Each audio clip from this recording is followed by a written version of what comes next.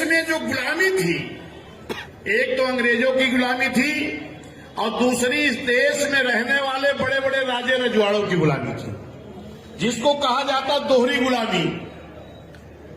अंग्रेजों के जो हिटलर थे उनसे बाबा साहब ने सिफारिश करके कि इस देश में दोहरी गुलामी है, उसके लिए यहां पर एक साइमन कमीशन मंगाने का काम किया था। साइमन कमीशन किस लिए आया था, क्या काम था कि जो इस देश में आर्थिक रूप से, सामाजिक रूप से, राजनीतिक रूप से, शैक्षिक रूप से कमजोर लोग थे, उनका सर्वे डॉक्टर बी आर अम्बेडकर साहब ने साइमन कमीशन के द्वारा करवाने का काम किया था। लेकिन उस वक्त मेरे साथियों, जो तमाम लोग कहते हैं, हमारे पिछड़े समाज में अक्सर लोग चर्चा करते हैं कि बाबा साहब ने तो वो आरक्षण उस वक्त शिवकाश को दिया था, तो ये गलत बात है। उस वक्त बाबा साहब ने किसी जाति के लिए साइमन कमीशन की सिफारिश नहीं कराई थी। बाबा साहब ने कहा था कि इस देश में जितने लोग आर्थिक, सामाजिक, शैक्षिक और राजनीतिक रूप से कमजोर हैं, ये पिछड़े हैं, और जितने लोग हर तरह से आगे हैं वो अगड़े हैं।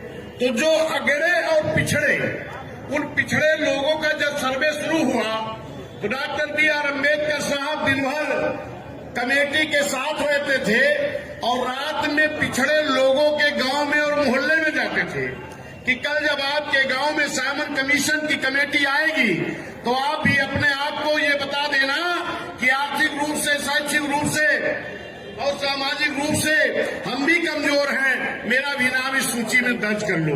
वहीं पर जो लोग आपके पिछड़े लोगों को आरक्षण नहीं देना चाहते थे, वो लोग भी उसी गांव में तुरंत जाके पहुंच जाते थे, जो आपके आरक्षण के विरोधी थे, और जाकर के कहते थे कि बाबा साहब तो आपके गांव में नहीं आए थे। कहीं नहीं, बाबा साहब आए थे। कहीं क्या कह करके गए हैं, कहीं बाबा साहब कह करके गए हैं कि कल जब कमेटी आएगी तो उसमें जितने लोग आर्थिक, सामाजिक, शैक्षिक, राजनीतिक रूप से कमजोर हो, अपना नाम उस सूची में दर्ज करा देना। तो वो लोग क्या कहे कि अगर आप सूची में नाम दर्ज करा दोगे तो आप तो नीच हो जाओगे, शूद्र हो जाओगे, अछूत हो जाओगे। मेरे सम्मानित साथियों, उन पिछड़े लोगों में जिन लोगों ने बाबा साहब की बात को मान लिया, उस सूची में नाम दर्ज करा दिया, वही लोग हो गए अनुसूचित जाति। और जिन लोगों ने नाम दर्ज कराया, समतल एरिया के लोग हो गए अनुसूचित जाति, और जो पहाड़ी क्षेत्र के थे, जो आपके मध्य प्रदेश के वाटर कोराव सोराव की विधानसभा, दुद्दी विधानसभा के लोग रहे, ऐसे लोग जो पहाड़ी क्षेत्रों में रहे हैं, वो हो गए अनुसूचित जनजाति। जितने लोगों ने बाबा साहब की बात को माना, वो लोग सूची में नाम दर्ज कराए तो अनुसूचित जाति, अनुसूचित जनजाति हो गए, एससी और एसटी हो गए। और जिन लोगों ने बाबा साहब की बात को नहीं माना, वो क्या रह गए, पिछड़े के पिछड़े। हमने क्या कहा, सर्वे किसका हुआ था, जो पिछड़े थे। और जब पिछड़े जो बाबा साहब की बात को मान गए, वो सूची में नाम दर्ज करा दिए, तो वही हो गए अनुसूचित जाति, अनुसूचित जनजाति। और जिन लोगों ने बाबा साहब की बात को नहीं माना, वो रह गए पिछड़े के पिछड़े। उन्हीं को आज कहते हैं ओबीसी। दारा निषाद जी, विश्वनाथ पाल जी, ये मौर्य जी, ये प्रजापति जी, ये नाई जी, ये बढ़ई जी, ये लोहार जी, कुम्हार जी, विश्वकर्मा जी, राजभर जी, सैखवार जी, कुर्मी जी, यादव जी, ये पिछड़े क्यों रह गए, क्योंकि उस वक्त बाबा साहब की बात को नहीं माने थे।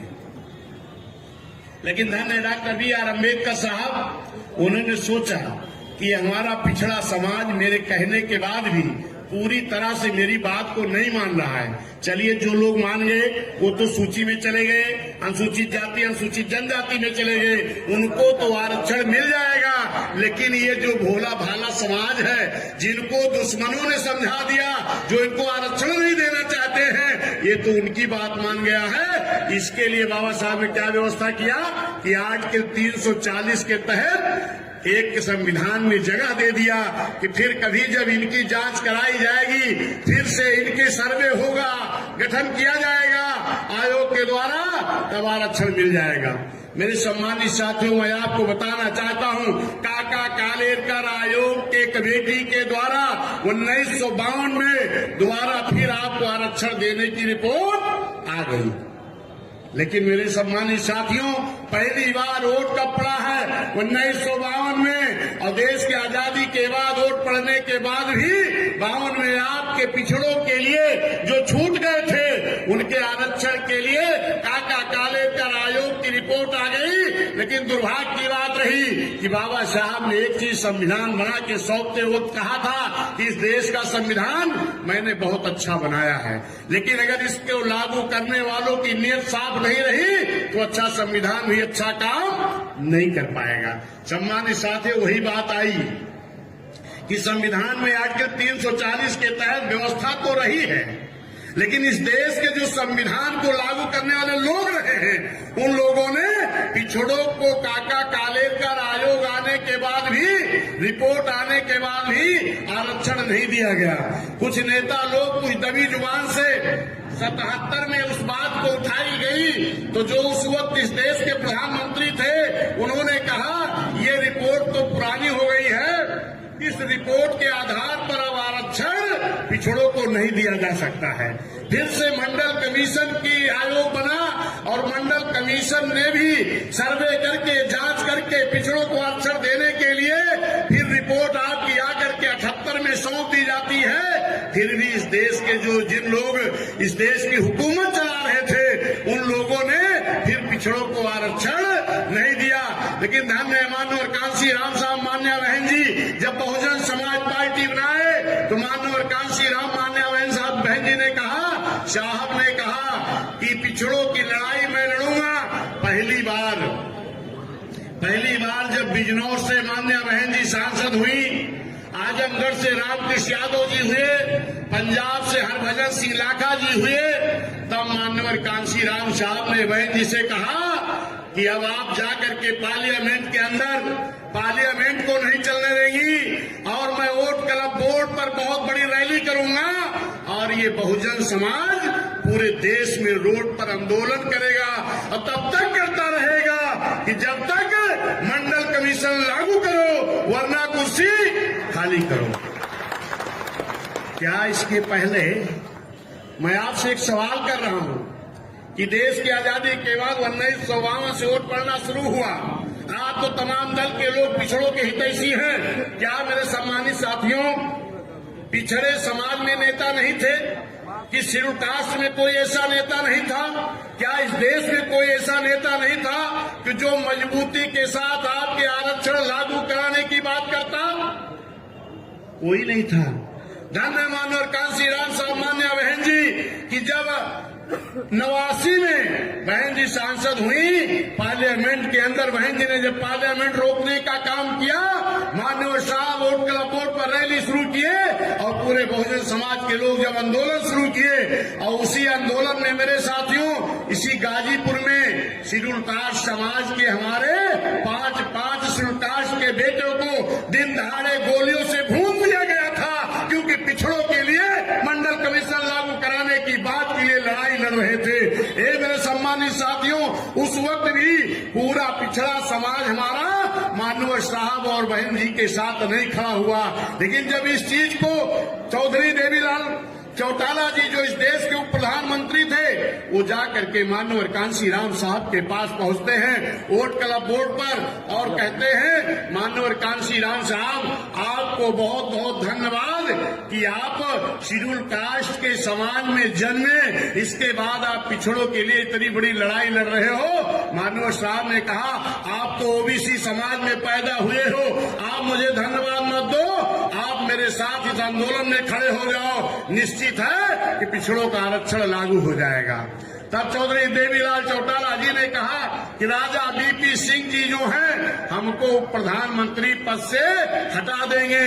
तब माननीय कांसी राम साहब ने कहा कि ताऊ जी आपको तो वैसे ही भी हटा देंगे, लेकिन अगर आप पिछड़ों की लड़ाई में मेरे साथ खड़े हो गए तो इस देश का मुस्लिम समाज, इस देश का पिछड़ा समाज, इस देश का शेड्यूल कास्ट समाज और इस देश के न्याय मुसल लोग, क्षत्रिय ब्राह्मण वैश्य यानी सर्व समाज के लोग आपको देश की कोई प्रधानमंत्री की कुर्सी पर भी बैठा सकते हैं। लेकिन इस बात को आप समझ जाओ, तब जब माननीय बीपी सिंह प्रधानमंत्री जी को इस बात का अंदाजा लगा कि लगता है कि चौधरी देवीलाल चौटाला जी भी वहां पहुंच गए हैं। माननीय कांसी राम साहब मान्य बहन जी इस बात पे अड़े हैं, तब उन्होंने आधा अधूरा आरक्षण मानने की तैयारी में लगे। तब यही जो भारतीय जनता पार्टी के लोग हैं, ये लोग उस वक्त बीपी सिंह सरकार को समर्थन दिए थे और तुरंत भाजपा के लोगों ने बीपी सिंह प्रधानमंत्री जी से कहा कि अगर आप पिछड़ों को आरक्षण दोगे तो मैं आपसे समर्थन वापस ले लूंगा। कौन कहा? यही भारतीय जनता पार्टी के लोग, जिनको हमारे पिछड़े समाज के लोग आज अपनी पार्टी मान करके बैठे हैं। बहुत बड़ा धोखा आपके साथ हुआ था और आज भी धोखा हो रहा है। मेरे सम्मानित साथियों, जब ये पिछड़े समाज के लोगों की जब बात आई सामने कि आरक्षण की बात के लिए, तब माननीय कांसी राम साहब से बीपी सिंह जी ने कहा कि जो भी शर्त रखना हो रख दो, लेकिन आप हमें अपने सांसदों का समर्थन दे दो, वरना मेरी सरकार गिर जाएगी। तब माननीय कांसी राम साहब ने कहा शर्त तो रहेगी, लेकिन आपकी नहीं, मेरी शर्त रहेगी। जिन्होंने इस देश का संविधान बनाया और उसके बाद भी आज तक इस देश में उनको भारत रत्न की उपाधि नहीं दी गई। नंबर 1 बाबा साहब को भारत रत्न की उपाधि दी जाए। दूसरे, बाबा साहब ने संविधान में एक्ट 340 के तहत व्यवस्था देने के बाद भी 90 और रिपोर्ट कब आई थी? 52 में। 52 से 90 तक कई साल बीत गया? लगभग 38 साल। 38 सालों तक संविधान में व्यवस्था होने के बाद भी 52% बैकवर्ड को आरक्षण नहीं दिया गया। ये मंडल कमीशन लागू करके तुम्हें आरक्षण देना पड़ेगा। और दूसरी चीज, उस वक्त अडवाणी जी एक रथ यात्रा लेकर के निकले थे, उस पर माननीय कांसी राम साहब ने कहा इस देश में उन्माद नहीं फैलना चाहिए, इस देश में भाईचारा नहीं खत्म होना चाहिए, इस देश में भाईचारा पैदा होने के लिए उस रथ यात्रा को आपको रोकना पड़ेगा। बिहार में जनता दल की सरकार थी, जिसके मुख्यमंत्री लालू यादव जी थे। तुरंत उन्होंने वहां पर उस रथ यात्रा को रोकने का काम किया माननीय बीपी सिंह जी ने, और तुरंत बाबा साहब को भारत रत्न की उपाधि मिली और पिछड़ों को आधा अधूरा आरक्षण। आधा अधूरा आरक्षण मैं क्यों कह रहा हूं? क्योंकि साथियों, जो उस वक्त बाबा साहब की बात को मान गए थे,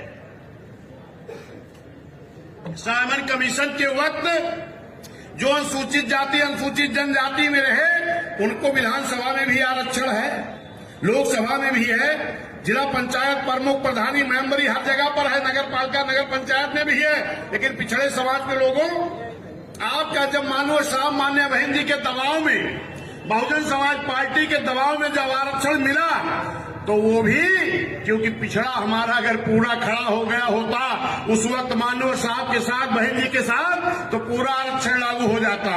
अब आप जानते हैं कि आपका आरक्षण गांव में प्रधानी में है, मेंबरी में है, बीडीसी में है, जिला पंचायत सदस्य में है, प्रमुखी में है, अध्यक्षी में है, चेयरमैनी में है, महानगर पालिका में भी है, वार्ड में भी है और जिला पंचायत अध्यक्ष में भी है। लेकिन क्या पिछड़ों का आरक्षण विधानसभा में है?